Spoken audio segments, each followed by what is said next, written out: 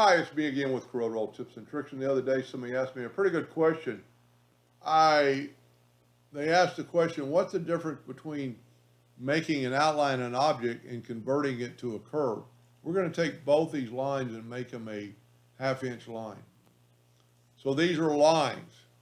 If I take this one and go to object and convert it to a curve, it does me no good, with the exception that now I can move the nodes. I cannot make it two lines on the outside of that.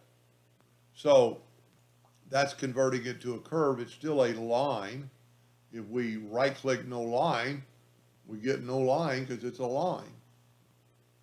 Now, if we take this line, which is a half-inch line, and we go to object and convert it to an outline, then we can left click, right click, and we have something to fill in with, like the Smart Fill tool, with a different color, or do different things to it.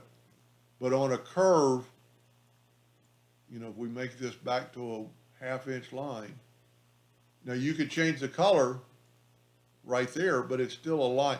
A lot of times when I break things into objects is for like this purpose right here. If you're going to make two of them and then weld them together, then they become that.